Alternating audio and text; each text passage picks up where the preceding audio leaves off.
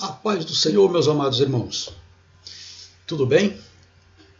Sou Edson, sou membro do Corpo de Cristo, sirvo ao Senhor na Igreja Assembleia de Deus, Ministério de Belém,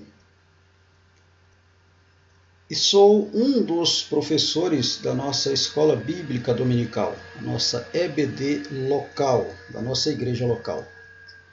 Nesta oportunidade, vamos estar falando da nossa lição de número 8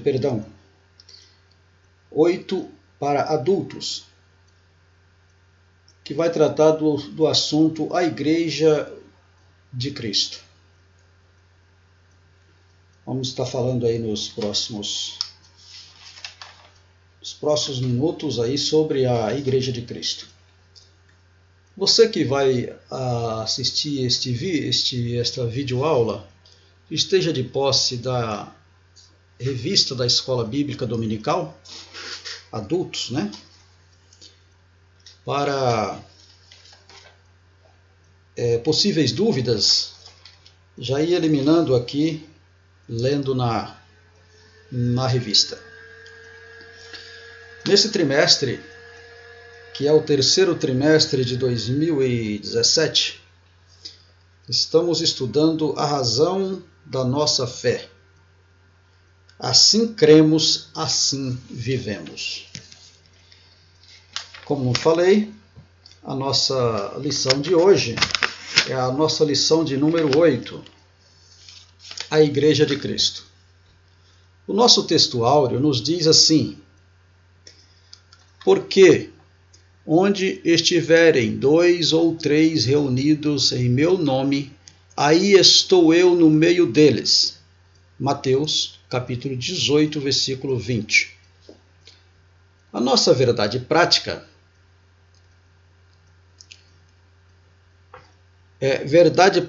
cremos na Igreja, que é o corpo de Cristo, una, santa e universal Assembleia dos Fiéis, remidos de todas as eras e todos os lugares.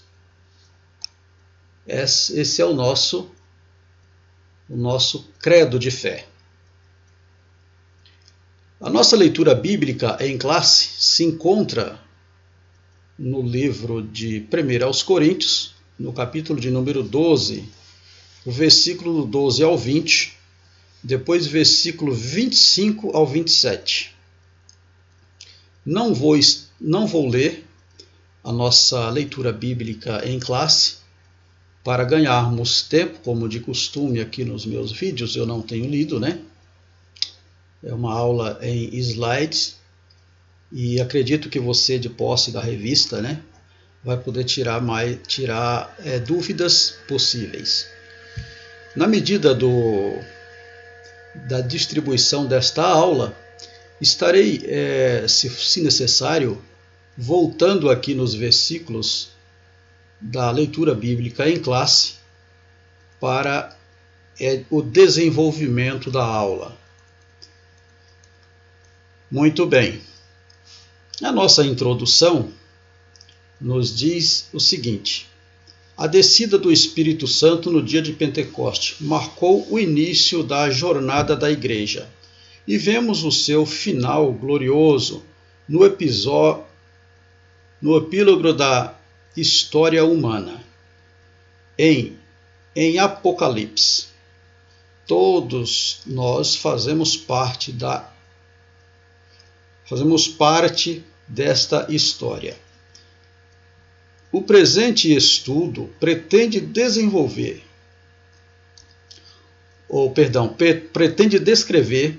a Igreja como corpo de Cristo. O que isso significa e quais são os elementos que identificam uma igreja. Nosso ponto central aí nessa introdução, a igreja é o corpo de Cristo. Então, conforme nós vimos aqui na nossa introdução, nós temos aqui uma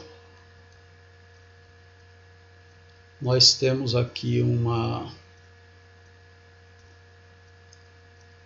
ponto a ser seguido. Todos nós fazemos parte desta história.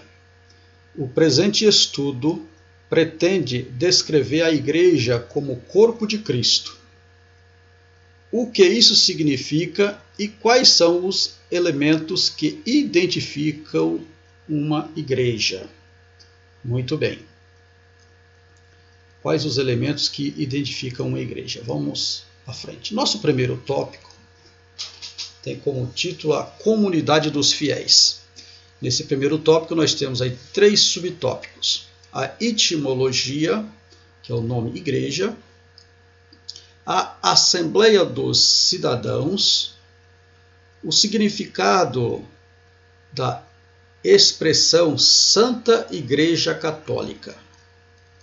Nosso primeiro subtópico, vamos falar aí da etimologia, a etimologia da igreja. O termo grego para igreja é eclésia, literalmente chamados para fora. Do verbo grego ekaleo, chamar, convocar, que não aparece no Novo Testamento grego e só ocorre 2 vezes na Septuaginta. E chamaram Ló. Gênesis capítulo 19, versículo 5. E chamarás pacificamente, Deuteronômio capítulo 20, versículo 10. LXX. Vamos estar já explicando o que é isso. Muito bem. Amados, desde já, gostaria de aqui estar comentando essa lição, uma lição muito importante, de muita significância para nós cristãos, né? Sabemos que a Igreja de Cristo nos últimos dias tem sofrido bastante, digamos assim, afrontas de uma certa maneira, pelo fato de muitas pessoas sem compromisso com a Igreja acabam deixando a desejar nesse campo. Mas eu louvo a Deus porque ainda tem pessoas de compromisso que sabem separar isto aqui, ó. Olha, sabe separar isso aqui, ó. A igreja como corpo de Cristo, o seu significado, o que significa a igreja? E quais os elementos que identificam uma igreja? Tá? Muitos. Eu louvo a Deus porque hoje tem muitos que ainda conhecem essas qualidades. Mas é de arrepiar quando o que vimos por aí. Ouvimos e vimos, né? O que os nossos ouvidos ouvem e o que nossos olhos enxergam no mundo aí afora, né? Muito bem.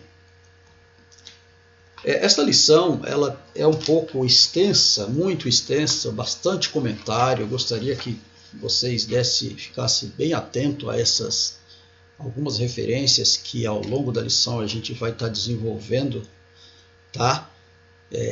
Vamos estar falando aqui o que é chamados para fora. Aqui está dizendo, ó, o termo, nosso primeiro subtópico aí, o termo grego igreja é eclésia, literalmente chamados para fora, certo? Aí nós temos aqui uma palavra grega, da Septuaginta. Vamos estar explicando o que é chamados para fora, mas vamos estar falando aqui sobre a Septuaginta. O que é a Septuaginta? Septuaginta é a versão da tradução da tradução do Velho Testamento, dos principais livros do Velho Testamento, ou Velho Testamento, né? Em grego, né, de hebraico para grego. Né? E esse nome Septuaginta, ele quer dizer, significa 70. Esse LX aqui quer dizer 70. L de 50 mais 10 mais 10, 20. Aqui, ó, 70. Isso aqui é em algarismo romano, né? Da nossa escola a gente lembra disso aqui quando estudávamos os algarismos romanos. Então aqui é 70. O que é isso? Isso aqui é a versão dos 70. Isso é o seguinte.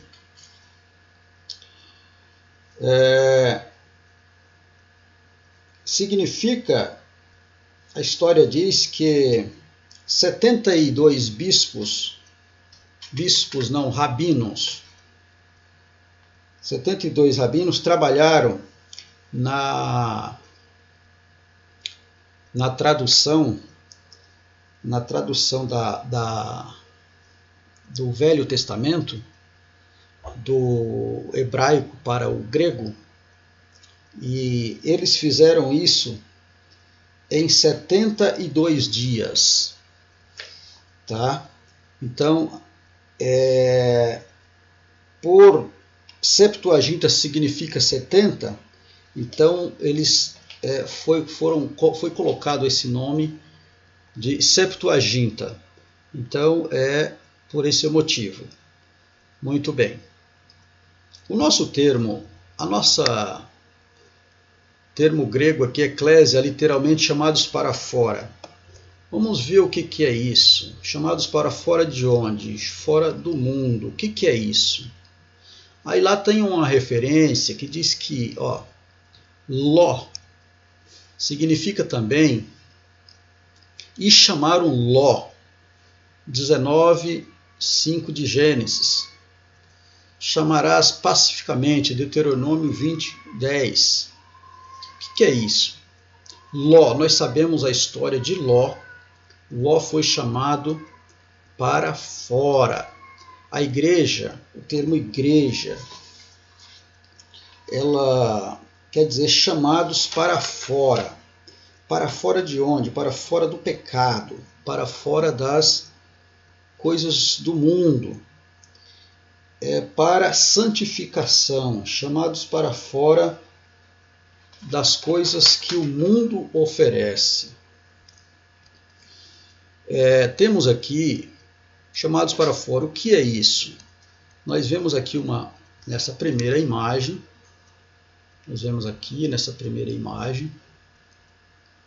Sabemos aqui que Deus chama Ló. Ló vivia na cidade de Sodoma e Gomorra com sua família, certo? Aqui, ó, vivia na cidade de Sodoma e Gomorra com sua família,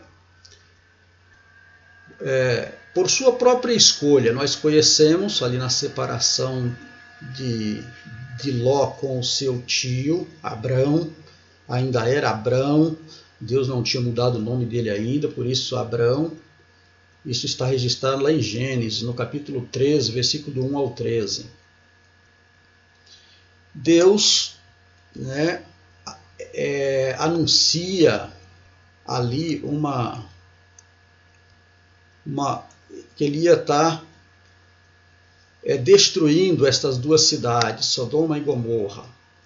E Ló morava lá, nessa cidade. Conhecemos a história, porque Ló escolheu as campinas verdejantes, as campinas do Jordão, e lá estavam estas duas cidades. A Bíblia relata essas cidades cruéis, pecaminosas, de muito. O mundo estava dentro dessa cidade, e Deus, por esse motivo de afronta, Deus agora resolve destruir essa cidade. E aí ele preserva os seus, como Ló morava lá nessa cidade, Deus agora chama Ló, envia os seus anjos para ir até a casa de Ló, para pedir para que Ló saísse lá, escapasse pela sua vida, o quanto antes, rápido. Os anjos chegam a dar a notícia e Ló é arrancado da cidade. Então Ló é chamado para fora. Está aqui, ó. Deus ordena para que Ló fosse para o monte, escapasse para o monte Sião. Deus manda Ló, aqui, ó, Deus manda Ló escapar neste monte. Está aqui o monte no qual Deus manda Ló ir para o monte. Está aqui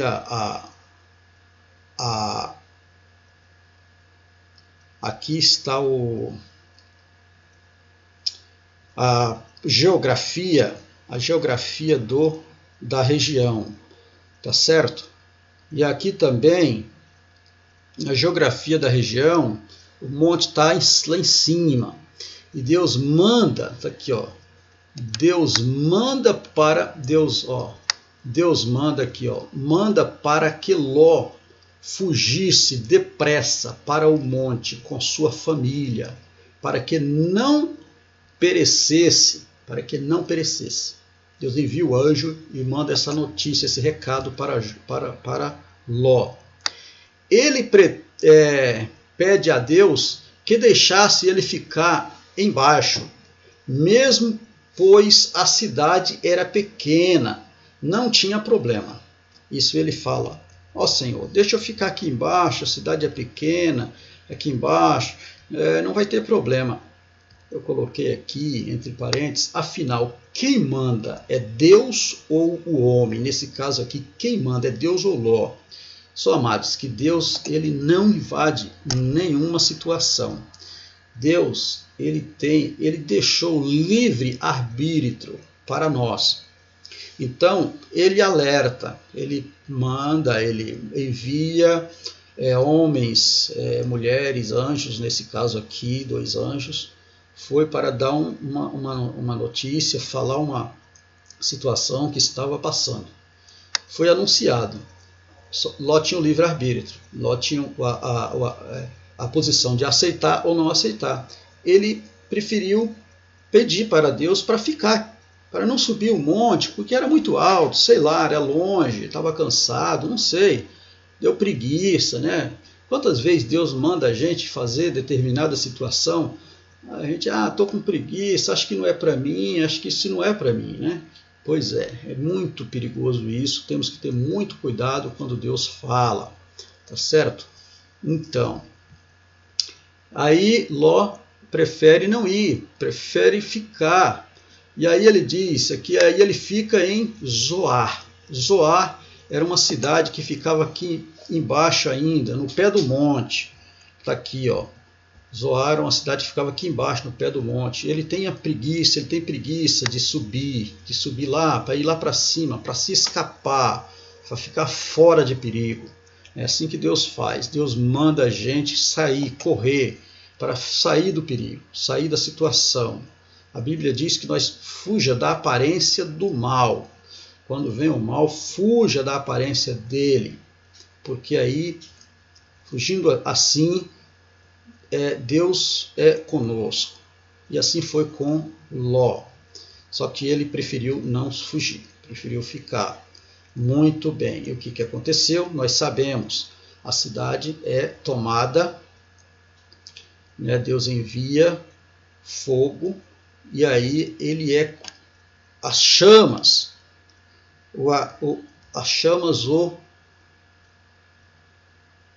ele sai, ó, chamando para fora, convocar. Ló foi retirado para fora num ato repentino, pois corria perigo. Assim é a igreja do Senhor. Será que será retirada da terra num abrir e piscar de olhos? Tá certo? E assim a igreja do Senhor será tirada da terra num abrir e piscar de olhos. Será rapta da terra, será rapta da terra antes do mal. Será raptada da terra antes do mal, antes da grande tribulação que virá sobre a terra. Por quê? Porque Deus cuida de sua amada igreja. E Ele sempre está nos orientando a sair para fora do pecado, das coisas mundanas. Deus sempre está nos orientando essa situação. Ele orientou para Ló. Nós sabemos que Ló sai, os anjos pegam, Ló sai numa situação bastante repentina. Ló demorou de sair, mas ele sai numa situação bastante repentina. E aí o que aconteceu? Tinha ali algumas orientações de Deus. Uma das orientações era que não olhassem para trás. Esse olhar para trás representa as coisas que para trás ficam, né? Na qual o apóstolo Paulo fala lá em Filipenses, sabe? Nós temos que deixar as coisas para trás, olhar para frente, para o nosso alvo, que é Jesus. Jesus é o nosso alvo. A mulher de Ló, ela não olhou, ela preferiu lembrar das coisas de Sodoma e Gomorra. A Bíblia diz que ela olhou para trás, ela virou uma estátua de sal, e aí Ló escapa. Depois do episódio, depois que ele passa por uma situação, aí ele vai para Zoar. Ele sai de Zoar e vai para o monte.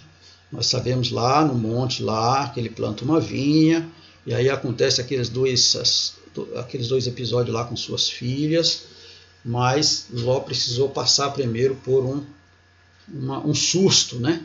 Às vezes passamos por algum susto por desobedecer, ou achar que damos opiniões para Deus. Como temos o livre-arbítrio, Deus deixa as coisas rolar. É assim que você quer, meu filho? Então vai em frente, vai em frente. Só depois não reclama. Muito bem. Entendeu, amados? Então aqui é uma pequena introdução sobre o chamar para fora da igreja, que representa aqui, no caso, Ló. Né? Aqui, antes de nós chegarmos no segundo subtópico aqui, nós temos aqui também sobre um subsídio teológico, a origem da igreja. Existem muitas opiniões a respeito da origem da igreja. Ela teve início no Pentecoste ou na época foi meramente constituída sob a forma que teria no Novo Testamento? É uma pergunta. E aí, como que ela foi? Ela existiu no Novo Testamento, ou já existia desde o início, do princípio? Como que é esse negócio? Lá no Velho Testamento já existia a igreja? Vamos estar desenvolvendo isso aí ao longo da nossa lição. Tá certo? Então, aqueles que acreditam que a igreja teve início no Pentecoste ressaltam que a afirmação de Cristo em Mateus 16:18, edificarei a minha igreja, apresenta o verbo no futuro e faz alusão a uma época, pelo menos subsequente à sua afirmação. Então, o Senhor Jesus fala que ele edificaria a minha igreja. Então, ele está falando de uma coisa que ainda iria acontecer. Tá certo? Então, vamos no raciocínio. Vamos continuar lendo aqui para a gente chegar num raciocínio lógico. O que é a igreja? Quando ela nasceu? Quando ela criou? Vamos à frente aqui do nosso estudo. Adicionalmente, eles argumentam que alguém se torna um membro da igreja por meio do batismo no Espírito Santo, que assim o une ou o identifica com o corpo místico de Cristo. Isso está escrito, essa referência, no capítulo de número 12, versículo 13, parte B, de 1 aos Coríntios, tá certo? Continuando. O batismo no Espírito Santo era um evento futuro nos evangelhos. Está também relatado em Mateus, capítulo 3, versículo 11, Marcos, capítulo 1, versículo 8, Lucas, capítulo 3, versículo 16, João, capítulo 1, versículo 33, e em Atos dos Apóstolos, no capítulo 1, versículo 5. Porém, em Atos dos Apóstolos, capítulo 11, versículo 15 e 16, ele já havia sido concedido pela primeira vez. Ou seja, em todas essas referências havia uma promessa.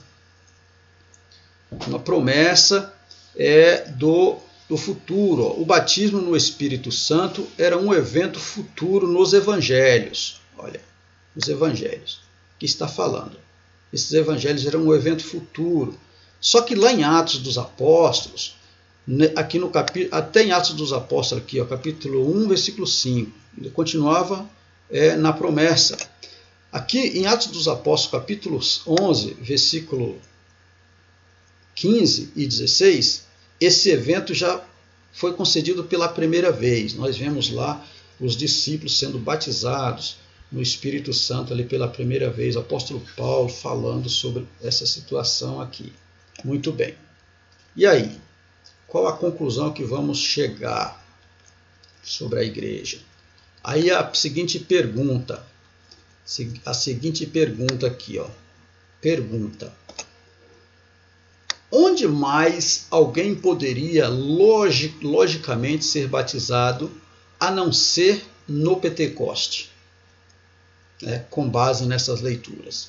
Onde mais alguém poderia ser batizado se não fosse no Pentecoste? Podemos concluir que, se o começo do batismo no Espírito Santo, por meio do qual alguém se torna membro da igreja, ocorreu no Pentecoste, então a igreja deve ter começado ali. Uma conclusão, nada mais lógico, né? Se todas as coisas, os eventos passados não tinham ocorrido, e nessa época aqui, onde o batismo, podemos concluir que, se o começo do batismo no Espírito Santo, se o começo do batismo no Espírito Santo, por meio do qual ninguém se torna membro da igreja, ocorreu no Pentecoste, então a igreja deve ter começado ali, que foi ali os primeiros crentes batizados. Tá certo? Então, além disso, o apóstolo Paulo refere-se ao Espírito Santo em Efésios, capítulo 3, versículo 2 ao 11, e ressalta que ele fala do mistério, o qual, noutro século, não foi manifestado aos filhos dos homens, como agora tem sido revelado pelo Espírito aos seus santos apóstolos e profetas. Versículos 3 ao 5 aqui do capítulo 2 fala essa situação. Então concluímos aqui que os fatos acontecidos anteriormente, e aqui só no dia de Pentecoste, é que concretiza ali os irmãos da igreja ali falando em outras línguas, como nós sabemos, né, que desceu o Espírito Santo ali naquela congregação, naquele lugar onde eles estavam, e foram ouvidos línguas repartidas como de fogo, onde todos falavam em outras línguas. Concluímos aqui então que a igreja nasceu nesse dia de Pentecoste, correto? Muito bem, vamos à frente. Bom, aqui uma outra lógica aqui. Olha, embora o Antigo Testamento certamente tivesse dado indicações de que os gentios iriam receber o Evangelho, quando o Messias viesse, está registrado em Isaías, capítulo 9, versículo 2, capítulo 11, versículo 10, capítulo 42, versículo 6, capítulo 49, versículo 6, capítulo 60, versículo 3 e capítulo 66, versículo 12, e ainda em Amós, capítulo 9, versículo 12. Ele não deixa claro a eliminação da divisa ou da parede de separação entre os judeus e os gentios. Efésios, capítulo 2, versículo 14, depois capítulo 3, versículo 9. O que é isso? Então, isso aqui é o seguinte: no Antigo Testamento não deixa claro, não deixa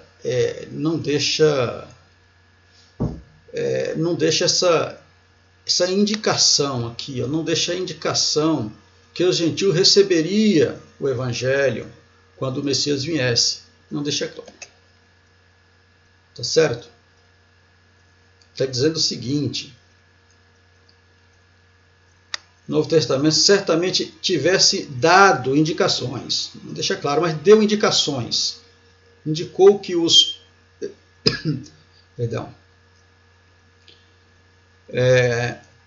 gentios receberiam o Evangelho. Está escrito aqui nesses livros aqui, nesses capítulos aqui desses livros.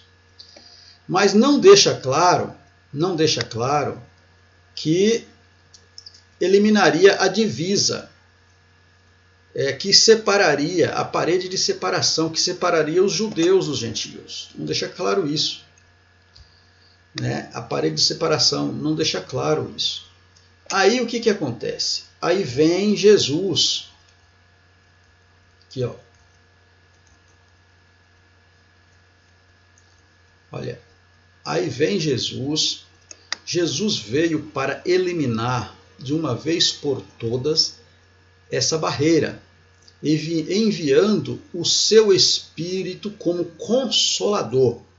Olha, unindo as nações, raças, tribos e línguas. Atos dos Apóstolos, capítulo 1, versículo 8. Está registrado.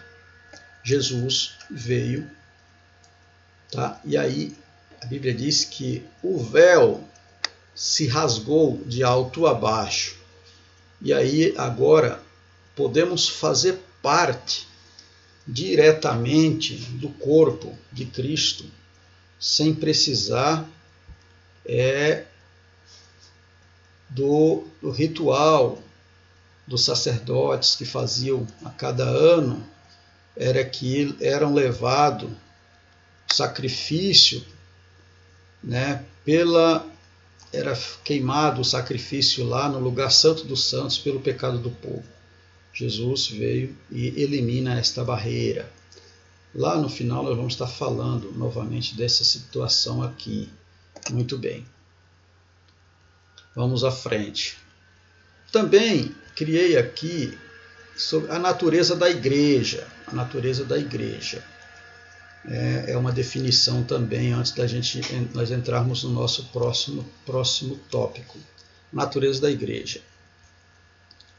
A verdadeira igreja é única como está indicado pelo uso singular da palavra em Efésios e em várias outras passagens quando se faz referência a todos os fiéis.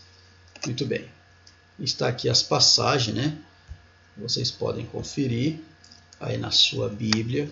1 Coríntios capítulo 15, versículo 9, Gálatas capítulo 1, versículo 13, Colossenses capítulo 1, versículo 18 e o versículo 24, 1 Timóteo capítulo de número 3, versículo 15.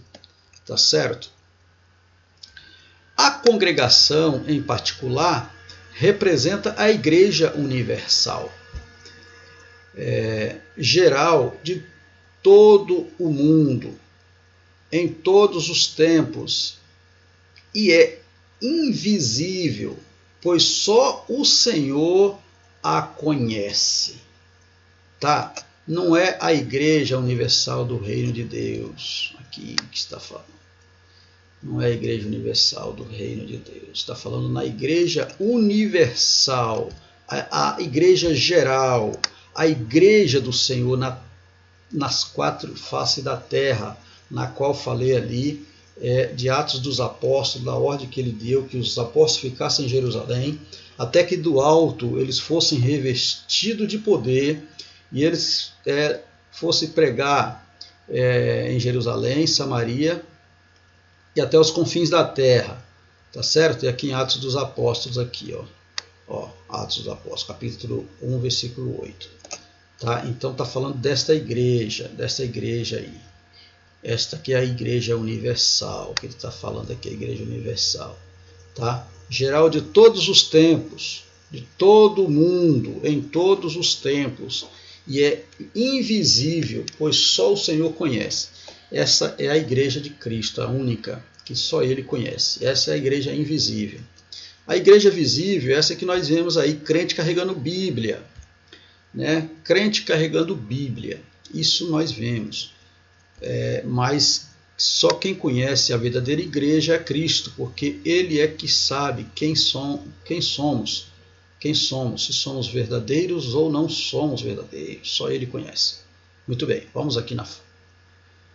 seu dono é o próprio Deus, porque Ele a estabeleceu pelos atos sobrenaturais de vir à terra na pessoa de seu Filho Jesus Cristo e comprou um povo por meio do sacrifício vicário e ressuscitou ao terceiro dia dos mortos para promover a vida eterna e enviou o Espírito Santo para abastecer e equipar os seus santos.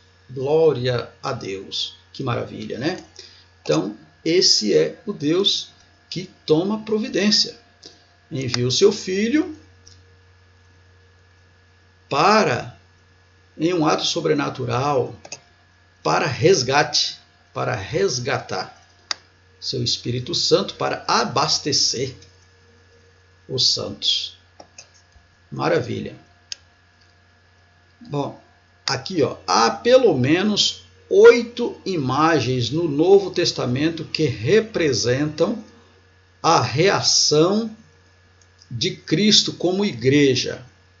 Por exemplo, o pastor e as ovelhas, a videira e os ramos, a pedra angular ou a fundação e as pedras de um templo sagrado, o sumo sacerdote, a cabeça e o corpo, que tem muitos membros, está falando também aqui de Cristo, o noivo e a noiva, o primogênito entre muitos irmãos, um errinho aqui de português, muito bem, ou as primícias, o Senhor e os servos. Então, isso aqui são imagens, né, no Novo Testamento que representa a reação de Cristo com a igreja. representa a característica, na verdade, de Cristo com a igreja. Então, ele carrega esses nomes aí no Novo Testamento, aí representando a igreja. Muito bem.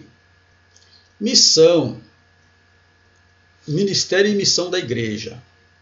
O que é isso? Ministério e missão da igreja. Meus amados, nós ainda estamos aqui na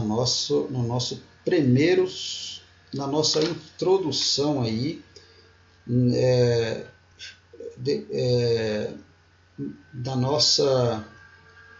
a comunidade dos fiéis, tá? Nós estamos explicando aí essa primeira passagem, como falei, é bastante intensa esse primeiro entendimento aqui sobre igreja, mas só para a gente nós desenvolvermos a lição, tá? Já vamos chegando esse primeiro passo aqui e logo saímos entendidos dessa passagem. Ministério e missão da igreja. Ministério. Como um corpo, um organismo vivo, a igreja deveria crescer para a maturidade, à medida da estatura completa de Cristo. Isso é um ministério da igreja. Como ajuda para esse desenvolvimento, Cristo deu alguns dons à sua igreja sob a forma de homens que realizaria várias tarefas. Alguns deu para apóstolos, outros profetas, evangelistas, pastores e doutores. Aqui estão os ministérios, né? Os ministérios dados à igreja. Para equipar os santos para a obra do ministério. Como os membros da igreja eram batizados no Espírito Santo, cada um tinha um dom espiritual ou mais para edificar os outros na comunidade de crentes. Tá? Tem agora as referências bíblicas para a gente estar conferindo essas passagens. Cada um deveria servir de acordo com a chamada e com a sua habilidade. 1 Pedro, capítulo 4, versículo 10 e 11. Então, isso era o ministério da igreja. Cada um foi dado de acordo, né, para desenvolver a sua chamada mediante aí a sua habilidade na obra. Muito bem. E a missão? Qual a missão da igreja? A igreja deveria crescer no sentido de expansão. Cada crente deveria ser uma testemunha de Cristo por meio do poder do Espírito Santo. Tá? A referência de Atos dos Apóstolos, capítulo 1, versículo 8, onde está ali o ide, né? Levai a palavra até os confins da terra, levando o evangelho a toda criatura e fazendo discípulo em todas as nações. Tá? Marcos, capítulo 16, versículo 15, e Mateus 28, 19. Né? Veja aí a grande comissão. Então, isso aqui foi o ide de Jesus, falando sobre essa missão da igreja. Muito bem. Embora todos os crentes tivessem uma posição igual perante Cristo, o cabeça, a igreja organizou-se com a finalidade de assegurar seu funcionamento prático e ordenado, ordenado aqui na terra. De certo modo, os apóstolos e os profetas eram sua fundação, Efésios 2:20. Os representantes autorizados por Jesus para completar a revelação de sua palavra para seu povo. Então os apóstolos teve essa missão, essa responsabilidade de completar, né, esta obra, né, completar a revelação da palavra do Mestre para o povo, para o seu povo aqui na terra. Os apóstolos deu prosseguimento ao trabalho do Senhor.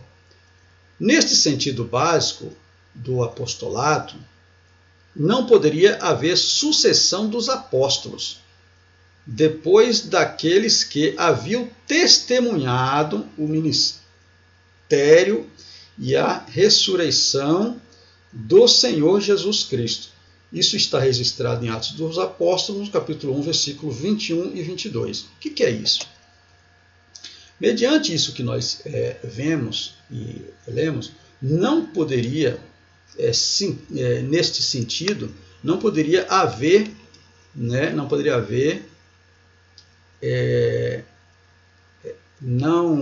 neste sentido básico do apostolado, não poderia haver sucessão dos apóstolos.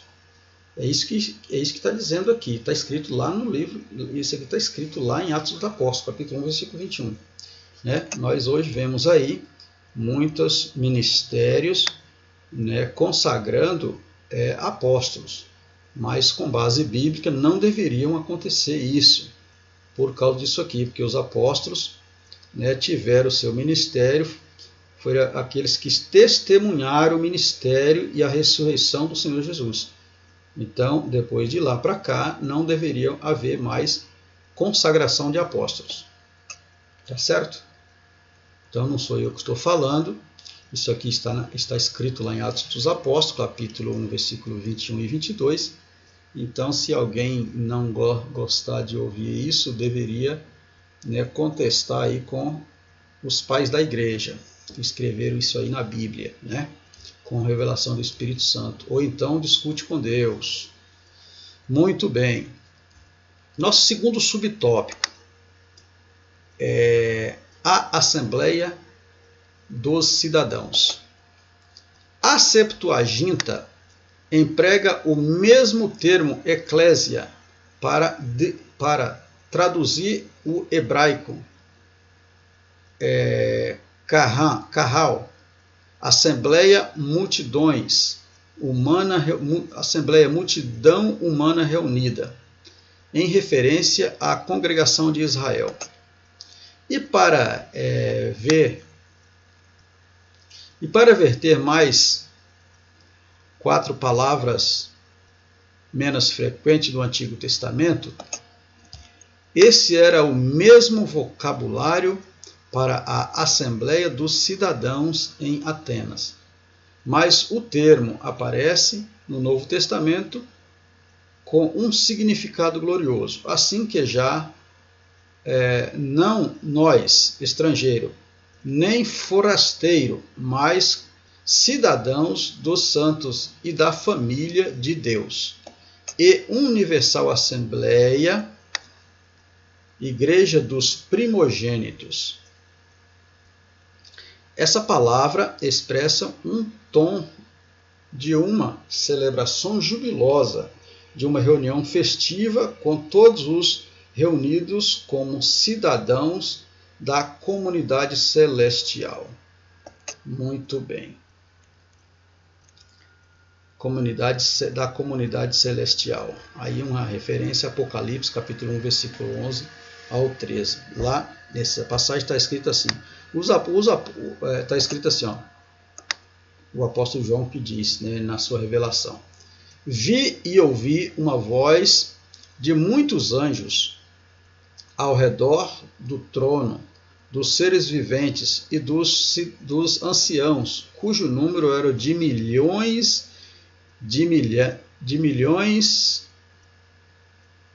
e de milhares de milhares, proclamando em alta voz: digno é o Cordeiro que foi morto de receber o poder e a riqueza e a sabedoria e a força e a honra e a glória e o louvor. O que é isso? Isso aqui está falando da gloriosa, aqui, dos remidos como cidadãos da comunidade celestial. Isso foi, o apóstolo João teve essa maravilha visão aqui, já na sua visão lá, ele contemplou esses milhões e milhares de milhares né, que proclamavam, que digno foi o Cordeiro que foi morto para receber a sabedoria, o poder, a força, a honra, a glória e o louvor. Aqui uma alusão aqui da Igreja do Senhor, né, na glória, glorificando o nome do Senhor. Isso foi uma visão aí do apóstolo João.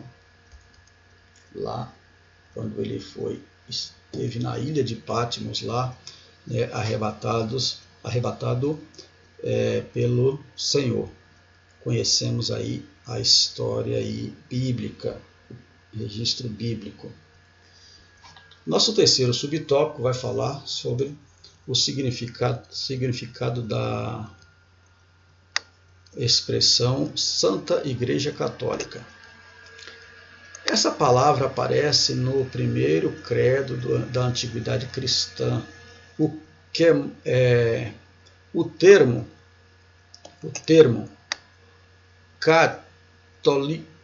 católicos, universal geral.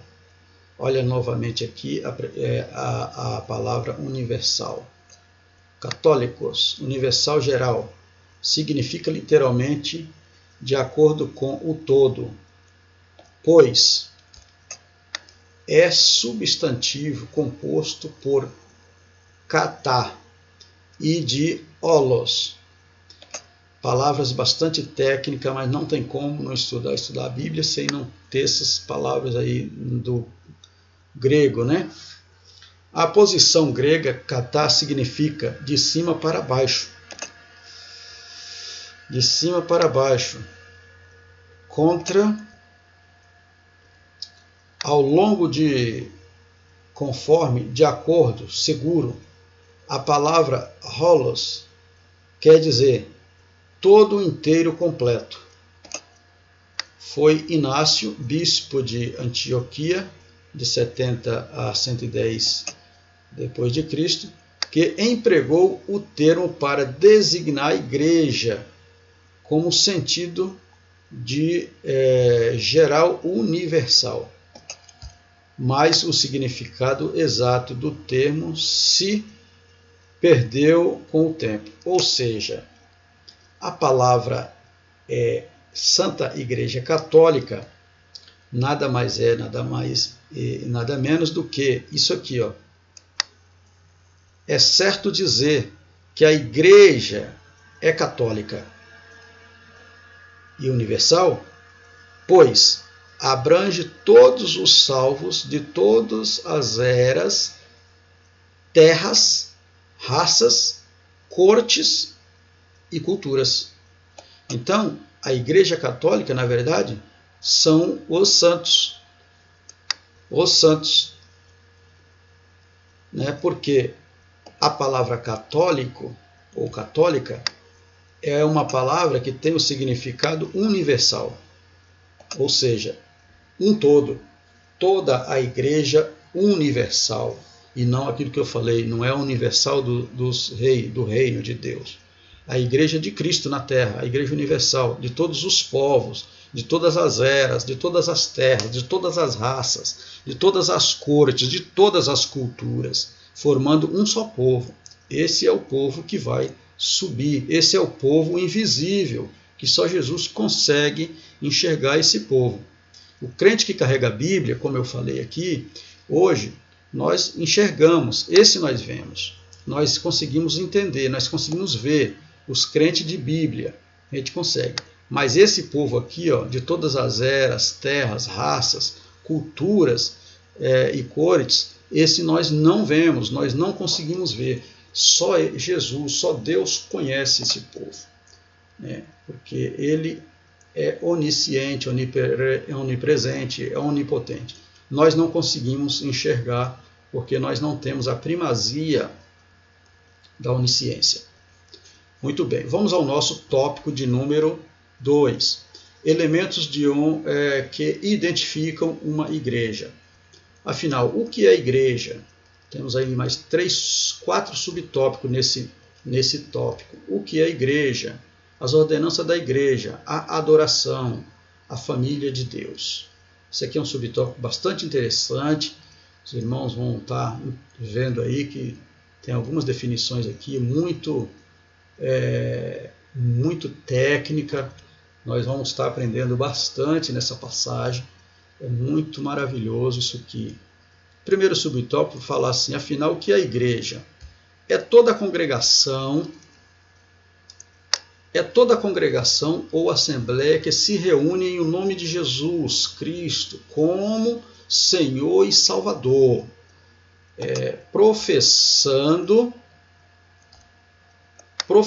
sua fé nele. Nele quem? Jesus Cristo, publicamente e de forma diversificada, aberta e de toda as pessoas, certo? Onde inclui o batismo como confissão pública de fé, a Santa Ceia do Senhor nas reuniões específicas, certo? Trata-se da igreja no sentido completo da palavra, como Jesus mesmo prometeu. Jesus mesmo prometeu. Ele está presente na igreja por meio do Espírito Santo até a consumação dos séculos, certo? Registrado em Mateus capítulo 18, versículo 20, e no capítulo 28, versículo 20 de Mateus, registradas estas passagens. Então, muito bem. Olha, aqui no nosso, continuando aí o nosso subtópico, pergunta uma referência aí para a gente refletir. Igreja, um grupo de pessoas reunidas em o nome de Jesus. Tem aí uma foto, né, de algumas pessoas reunidas aqui, tá certo? Reunidas, né? Então, representando aqui a igreja, quando reunimos no nome de Jesus, como está falando nosso subtópico. E a ordenança? O que quer dizer as ordenanças? Vamos para o nosso segundo subtópico, as ordenanças. São duas as ordenanças da igreja, dada por ordem específica do Senhor Jesus. Então, são duas as ordenanças, e foi dada pelo Senhor Jesus, né, em ordem específica, certo? A primeira é o batismo nas águas. E a segunda está aqui, é a Santa Ceia do Senhor, tá? Então vamos ver o que quer dizer isso aqui, certo? Então, eu trouxe aqui uma alusão aqui do Antigo Testamento. Então, se tratando aqui do batismo e da ceia, e existem aí algumas congregações, algumas denominações, pastores, onde crente que não é batizado toma Santa Ceia e não pode, perante aí a igreja, é uma afronta às coisas de Deus. Então vamos estar mostrando isso aqui. Muito bem. Aqui é uma foto, né, da primeira ordenança aí sobre o batismo, tá? Uma foto aqui do tabernáculo, uma foto aqui do tabernáculo no Antigo Testamento, tá certo? Tabernáculo aqui, no Antigo Testamento. Vamos voltar aqui para a gente estar explicando isso aqui. Tabernáculo no Antigo Testamento. Tá aqui, uma foto aqui do tabernáculo, tá? No Antigo Testamento. Aqui nós temos aqui em volta aqui, nós temos todo o tabernáculo, né? Todo o tabernáculo em volta. Todo o tabernáculo aqui em volta, certo? E nós temos aqui o lugar santo. Nós temos aqui o lugar santo, tá? Nós temos o lugar Santo dos Santos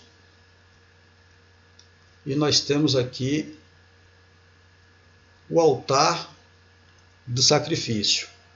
Então, indo na ordem daqui, nós temos aqui o lugar do sacrifício, nós temos aqui na entrada do lugar santo, nós temos a bacia de bronze. Depois nós temos aqui, logo após, dentro do lugar santo, nós temos aqui um equipamento aqui, a mesa, né? A mesa. Nós temos o altar de incenso e nós temos aqui, o candelabro. Então, nesse ambiente, nós temos aqui 3 objetos, né, digamos assim, objetos, a palavra mais consistente aqui em vez de equipamento. 3 objetos, tá? Mesa, altar de incenso e o candelabro. Tá? Aqui no lugar santo do santo nós temos a arca do Senhor, a arca aqui que representava a presença de Deus. Então aqui era o lugar que os sacerdotes faziam o sacrifício de ano em ano pelo pecado do povo. Era nesse lugar aqui, lugar santo dos santos. Aqui tinha uma parede, aqui nós falamos aí, aqui tinha uma parede, uma cortina, né, de separação, onde dividia aqui os judeus dos gentios. Então aqui era a parede de separação. Muito bem. Então nós vamos explicar por que não pode, quem não é batizado, participar da ceia. Certo? Vamos agora explicar isso aqui. Altar de sacrifício, primeiro passo. Bacia de bronze, segundo passo. Mesa, terceiro passo. Vemos aqui, a mesa. Vamos começar aqui da mesa. Mesa aqui, onde tinha os pães da preposição. Só posso comer do pão quando passar pelo segundo passo. Logo, não podemos participar da Santa Ceia sem ser batizado. Isso aqui está claro. Eu preciso passar pelo segundo passo. E aí vamos descendo. Segundo passo, onde os sacerdotes lavavam as mãos. Hoje representa o batismo nas águas. Terceiro passo. Segundo passo. E o primeiro passo, todos têm que aceitarem Jesus, todos têm que aceitar Jesus, passar pelo segundo passo para participar da ceia. Ou seja, o pecador ele aceita Cristo, aqui a imagem representando, não adoramos imagem, é uma imagem aqui só para dar ilustração à pessoa de Jesus Cristo. Primeiro passo, aceita Cristo aqui, no altar do sacrifício. Aqui é o altar do sacrifício. Então aqui o pecador está no pecado, ele aceita Cristo aqui. Aí ele precisa ser batizado. Precisa passar pelo segundo passo. Para daí ele alcançar o terceiro passo aqui, para participar da Santa Ceia. Ele não pode aqui, ele não pode ir daqui direto para aqui, para o terceiro. Por quê? Porque ele não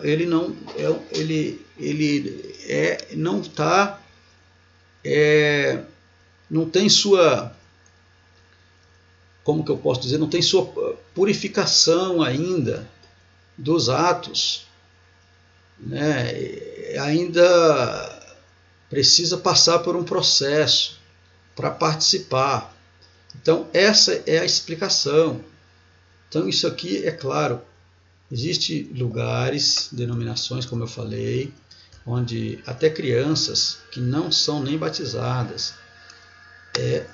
elas participam da ceia, vai direto para cá. Então está pulando a ordenança. Isso aqui é a ordenança. Ordenança do Senhor. Ordenança. Só pode participar depois desse processo. Tá certo? Então é isso a explicação. O batismo faz parte de todos aqueles que professam a fé na pessoa do nosso Senhor Jesus Cristo. O batismo faz parte de todos aqueles que professam a fé no nosso Senhor Jesus Cristo. Então, eu, novo convertido, ainda não tenho uma fé consistente. Tá? Não tenho. Eu, novo convertido aqui, eu não tenho uma fé consistente para ter convicção disso aqui, ó. Convicção aqui, ó. Por isso eu não posso, eu tenho que ter consistência disso aí. Tá? Então aqui as fotos do batismo, né? O processo aí do batismo. Tá certo? Tem aqui um batismo. Tenho aqui a ceia, a Santa Ceia, que é a segunda ordenança, né, na qual nós acabamos de explicar. E aqui vem aqui, ó, para participar da ceia do Senhor é preciso o crente estar em comunhão com a igreja, que é o corpo de Cristo. Então precisa estar em comunhão com a igreja e o corpo de Cristo. O convertido, ele precisa aprender o que é comunhão para poder ter isso, participar. Se não tiver, então não pode. O novo convertido não sabe isso aqui, o que é. Então precisa batizar, não tem jeito. Vamos aqui logo para frente, para a gente explicar isso aqui. Jesus prometeu estar presente na igreja por meio de seu Espírito Santo até a consumação dos séculos. Mateus 18, 20, 28, 20. Acabamos de falar sobre isso aí. Então, ele prometeu, né? Está aí uma representação do Espírito Santo, né? A Bíblia diz que ele desceu em corpórea, em forma de uma pomba, né? Ali no batismo do Mestre, no batismo de Jesus por João Batista, né? Aqui está uma representatividade aqui do corpo de Cristo na igreja, a igreja representando o corpo, né? E agora o acesso direto aqui, o acesso direto, né? Os irmãos recebendo, né, o impacto aqui do Espírito Santo, não precisando mais depender do lugar santo dos santos. Agora eles têm aqui o acesso direto na busca pela presença do Espírito Santo. Terceiro subtópico, a adoração. Os crentes em Jesus Cristo se reúnem para a adoração pública e coletiva. Os dois principais verbos grego para adorar no Novo Testamento são prokions, que significa adorar, render homenagem, no sentido de prostrar-se. Então, sentido de prostrar. Então, isso, na verdade, é adoração. Que significa servir a Deus, né? À luz da Bíblia, podemos definir a adoração como serviço sagrado, culto ou reverência a Deus por suas obras. Então, é uma reverenciar a Deus pelas obras do Senhor. A nossa vida, a misericórdia, ter nos alcançado, por sermos pecadores, e Deus ter nos alcançado. Porque aquilo que Ele é. Então, adorar a Deus não pelo que Ele faz, mas pelo que Ele é na nossa vida. Então, nós temos que adorar a Deus pelo que Ele é. Salmo 100, versículo de número 1 ao 4.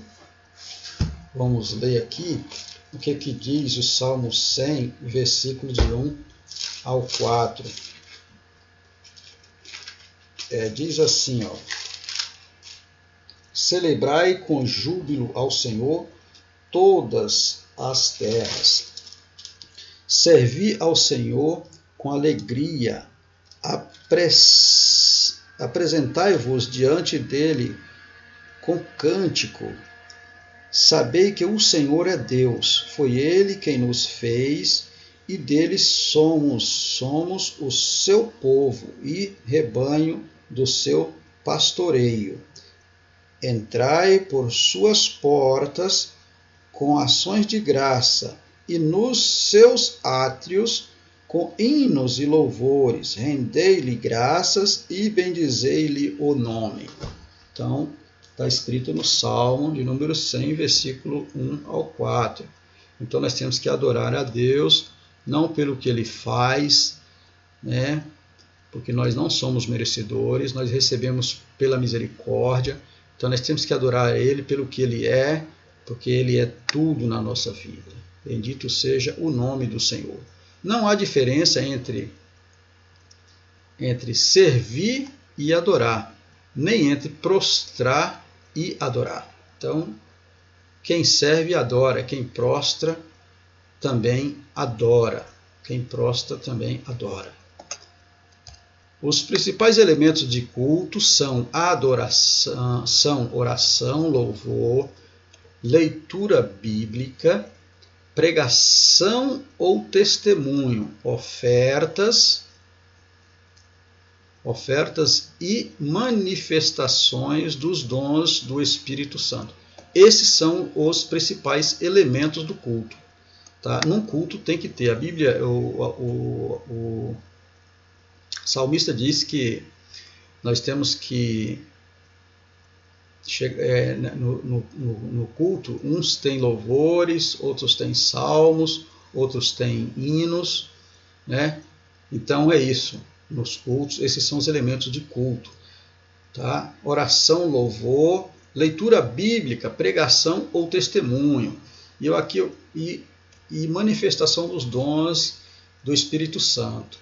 Isso está escrito no livro de Coríntios, 1 Coríntios, capítulo 14, versículo 26. Eu ainda gostaria de colocar uma afirmação aqui, a pregação da palavra de Deus. Eu acho que nas igrejas nós deveríamos dar mais ênfase para a pregação da palavra de Deus, ter mais tempo na pregação. Por quê? Porque é aqui onde Deus fala com o pecador. O pecador, a Bíblia diz que ele, ao ouvir, né, a palavra, né, ele crê. O crer vem pelo ouvir. Ouvir o que? A palavra. Então, ele ouvindo a palavra, ele crê. Ele crendo, ele se comove. E aí ele vem se render aos pés do Senhor. Então, que nós venhamos a refletir nisso aqui, ó, buscar entendimento e deixar sobrar mais tempo para a palavra de Deus. Adoração pública e coletiva. Tá aí, ó, umas fotos aí, né, de um tipo de adoração pública e coletiva, né, onde aqui a verdadeira igreja, aí adorando publicamente e coletivamente. No nosso quarto tópico, fala sobre a família de Deus. Então, a família. O que é a família? Família de Deus. Então, aqui a igreja, aqui umas fotos aqui, olha, não é a igreja do Senhor, e sim templo, tá? Uma representatividade do templo. Então, o templo não é a família do Senhor. Vamos estar lendo aqui sobre a família. Não devemos confundir igreja com templo. A casa de Deus é outra coisa. Há passagens do Novo Testamento em que temos casa, que o termo casa parece se referir à igreja, para que saibas como convém andar na casa de Deus, que é a igreja do Deus vivo. 1 Timóteo capítulo 3, versículo 15. Vós também, como pedras vivas, sois edificados casa espiritual e sacerdócio santo. 1 Pedro 2:5. Já é que comece o julgamento pela casa de Deus. 1 Pedro 4:17. O termo casa também é utilizado na Bíblia metaforicamente para designar família, tá? Então, está falando aqui para que nós não venhamos confundir, né, o que representa, né, templo com casa de Deus ou com família de Deus. Então, aqui uma foto, né, de um templo. Não é a igreja do Senhor, e sim templo. Isso aqui não é a igreja do Senhor, isso aqui é um templo. Então, essa igreja aqui, ó, essa casa aqui de oração, também não é a igreja do Senhor, né? Embora seja da Assembleia aqui de Deus, né, na qual faço parte como congregacionalista, como congregado, não tem nada a ver, não é casa de Deus, isso aí é um templo. Templo de Salomão também não é a igreja, isso aqui tudo é templo, isso aqui tudo é templo. Aqui, ó, a família é comum e união. A família é comunhão e união. Família, ó. Família como igreja é comunhão, é união. Aqui, ó, a união desse casal, a união aqui, ó. Isso pode representar uma família. Isso pode representar uma família. Se eles estiverem unidos de verdade. Não pode ser fingido também, tá? É família também aqui, ó. Comunhão, união. Aqui estamos vendo aqui, ó, os irmãos aqui em uma congregação louvando e engrandecendo o nome do Senhor. Nós vemos aqui, ó, que não deve ser irmãos de sangue, nenhuma delas, né? Mas nós estamos vendo aqui, ó, em conjunto, em duplas, tá vendo? Em duplas aqui, ó, louvando e engrandecendo o nome do Senhor. Isso aqui sim pode representar uma família, né? Não é o templo, não é isso aqui, é o templo, não é paredes aqui, ó. Não é isso, não é igreja. Isso aqui é igreja, isso aqui pode ser igreja e pode ser família, tá certo? Isso aqui é um exemplo de família e igreja, para a gente não confundir. Também isso aqui, ó, pode ser uma igreja, pode ser uma família, família de Deus. Podemos ver aqui, ó, que não tem nada de luxo, um muro aqui, ó, até sem pintar direito, um lixo aqui, ó, um jardim, sei lá, aqui nem jardim é. Nós vemos aqui, ó, atrás, aqui, uns muros aqui, umas grades aqui, muito mal, né? E aqui acho que até é uma rua de paralelepípedo até. Então, o povo sentado aqui num lugar bastante simples, unidos aqui, ó, né, com a pregação da palavra, prestando atenção aqui, ó, na palavra de Deus. Então, isso pode representar uma igreja aqui, o povo. O povo não é o templo, não é as paredes, a luxuosidade, a luxúria da parede, não é que representa a igreja. Não é isso que é a igreja. Igreja são essas pessoas que, embora esteja num lugar bastante simples, mas aqui pode representar sim a igreja de Cristo. E pode ter família, se representar sim a família. Isso é só um exemplo de igreja e família para a gente ver. Muito bem.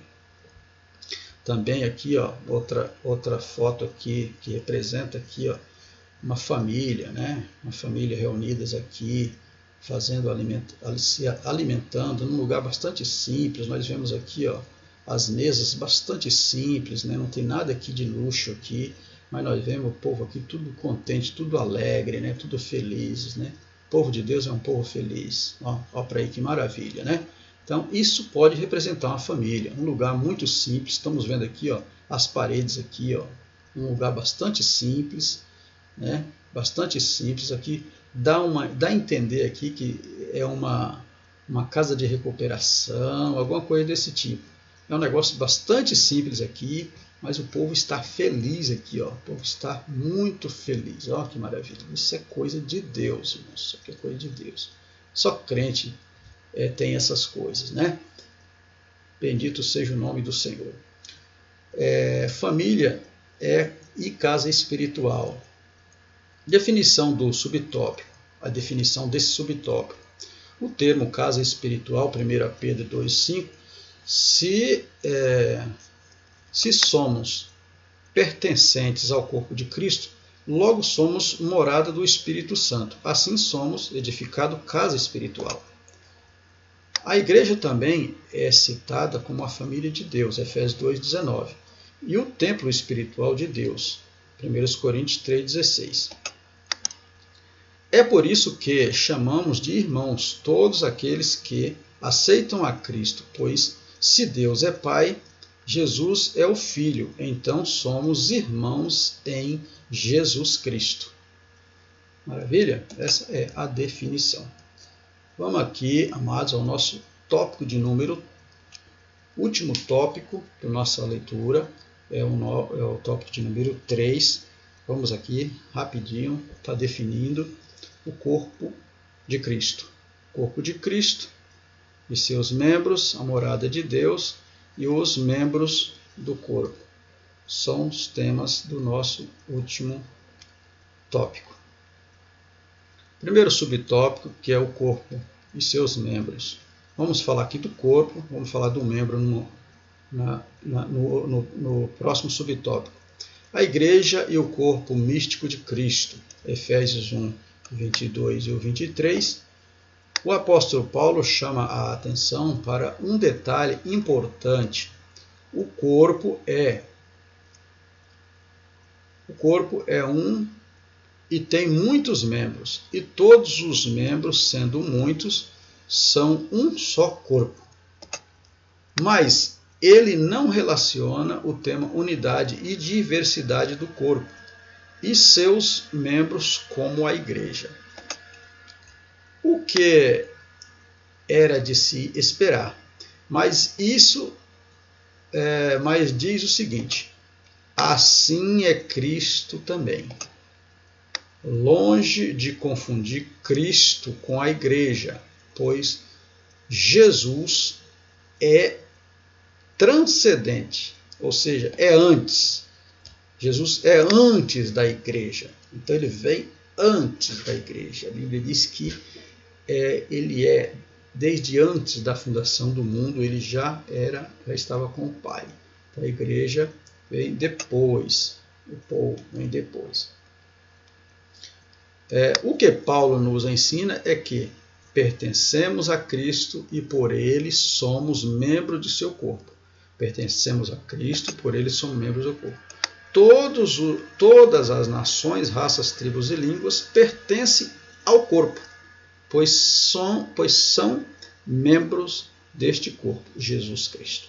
Então, é uma definição, todos os povos, a igreja invisível pertence são membros deste corpo. Vamos estar dando aqui uma referência. Jesus é o corpo e a igreja os membros. Jesus é o corpo e a igreja os membros deste corpo. São muitos membros para um só corpo. Muitos membros para um só corpo. Olha aqui. Uma referência aqui, aquelas mesmas famílias que nós vimos lá atrás. Está aqui no centro aqui uma foto representando aqui a pessoa de Jesus. Uma foto representando a pessoa de Jesus. Os membros de todas as nações, povos e línguas e tribos que pertencem a esse corpo. Pertence a esse corpo. Todos pertencem a esse corpo, tá vendo? Todos. São membros, tudo aqui é membro, pertence a um único corpo. Membros, e aqui é o corpo. Esses membros aqui é desse corpo. Todos os membros desse corpo. Então aqui é uma ótima representação. Nosso segundo subtópico falar sobre a morada de Deus. Aqui já a morada de Deus, aqui já é o contrário. Olha aqui, aqui é o seguinte, aqui é o corpo. Aqui é o corpo. Aqui é os membros. Então, se esses membros for verdadeiros, o que acontece? O corpo mora em cada membro. Já é o contrário de lá. O corpo mora aqui, o corpo, morada do Senhor no Espírito. Morada. O Senhor mora em cada coração aqui, em cada corpo. A Bíblia diz que nós somos o templo do Espírito Santo. Então, nós somos templo, morada do Altíssimo no Espírito. Então, cada um recebe o Espírito de Deus no seu corpo. Somos morada. Maravilha? A definição do tópico.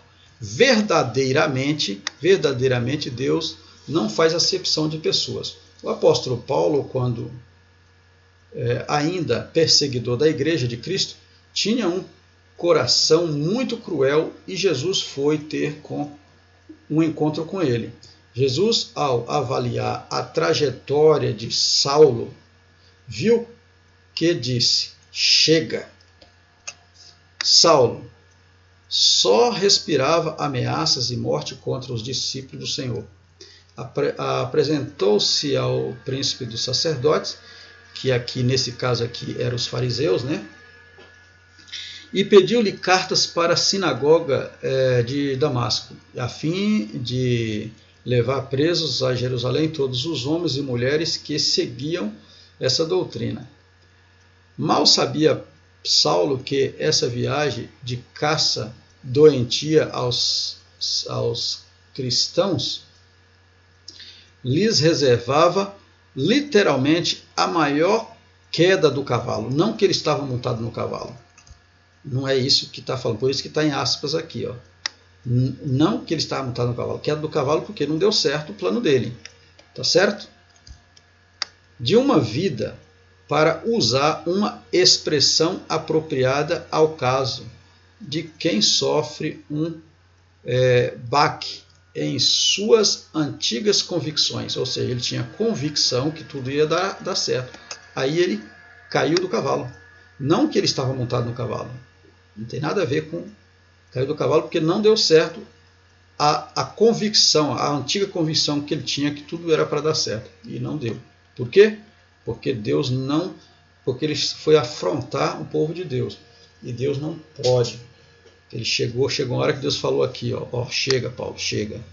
O Senhor falou, Deus falou, chega, vou enviar meu filho e agora você vai ter que fazer o que eu quero e não o que tu quer.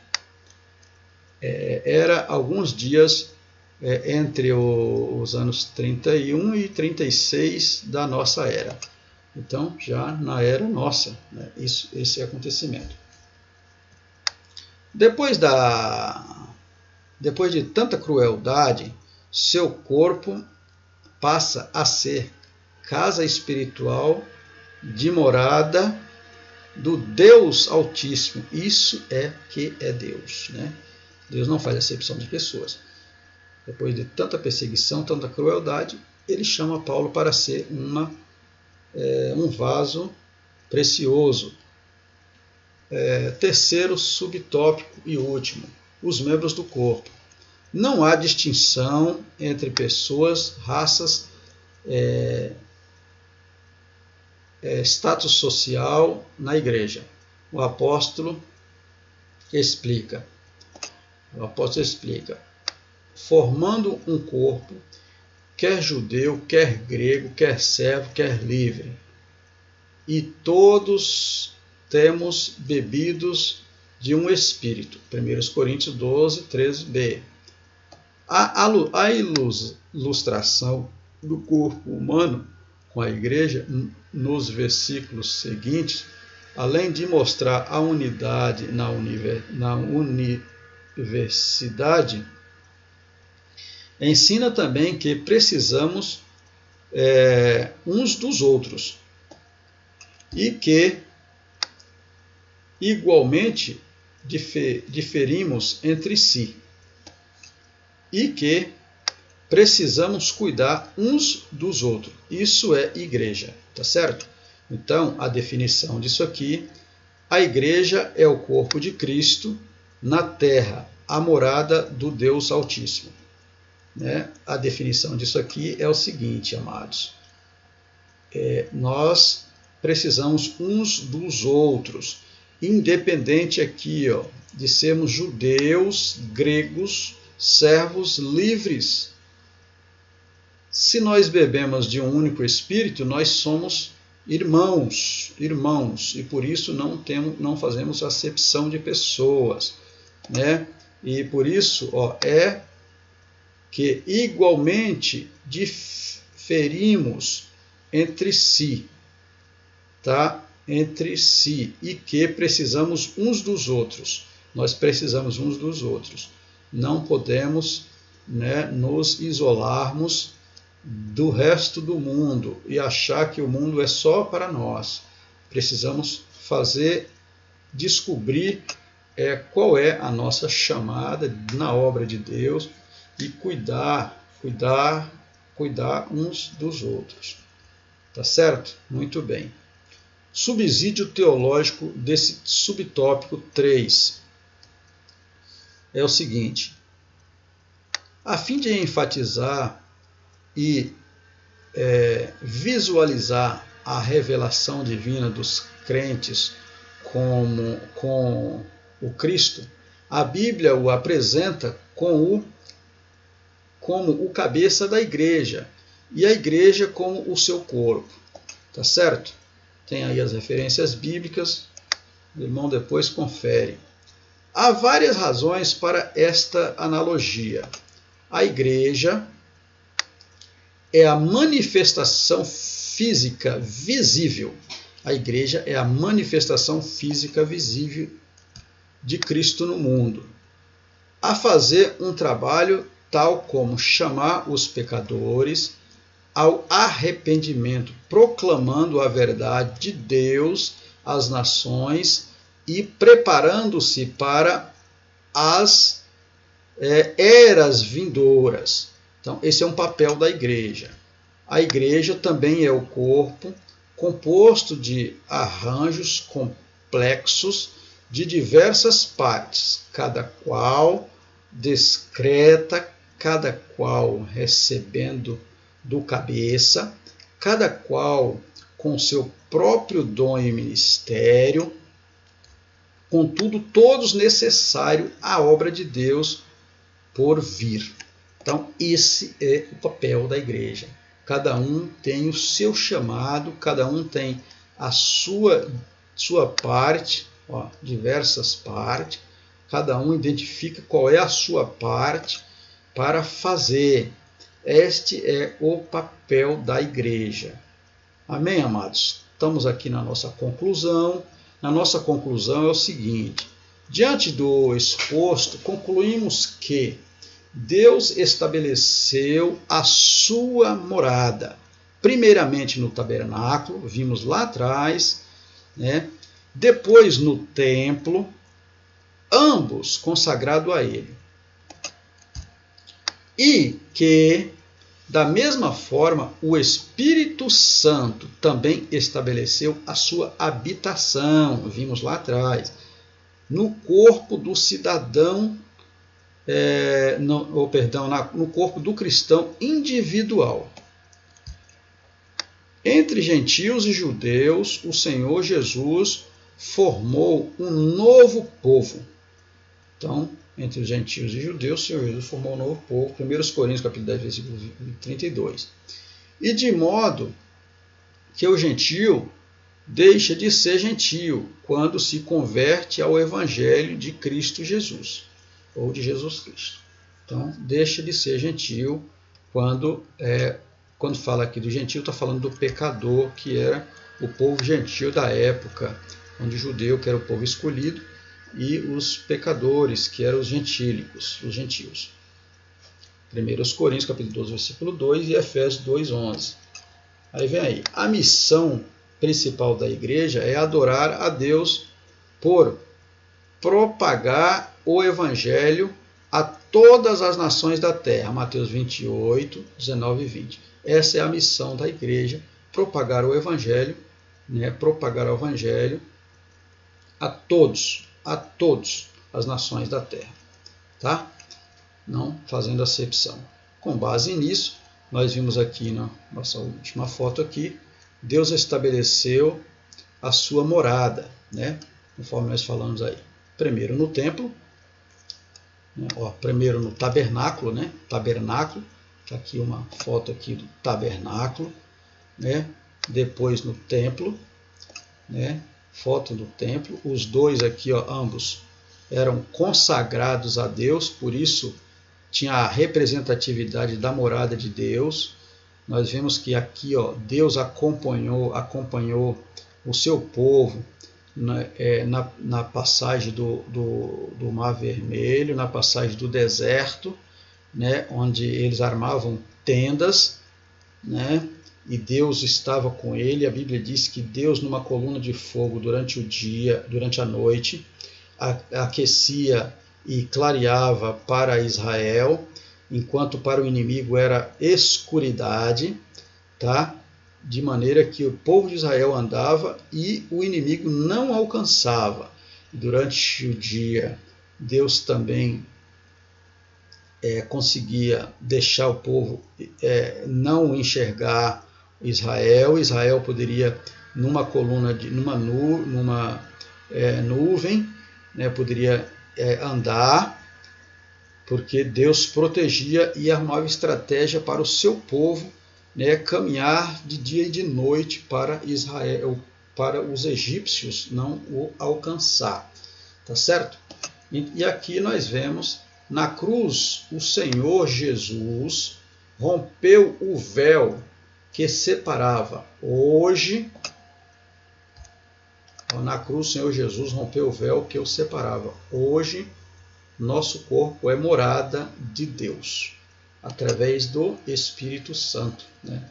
Nós vimos também lá atrás, né? Cada um agora disponibiliza aqui, né, o seu coração para entrar o Espírito Santo e fazer morada no corpo de Cristo. Amém, amados? Bênção para você este vídeo. Uma videoaula um pouco extensa, mas acredito que vai somar aí alguns conhecimentos na sua vida espiritual. E até a próxima aula, em nome do Senhor Jesus. Amém? Que Deus abençoe. Fique com Deus, fique na paz do Senhor Jesus Cristo.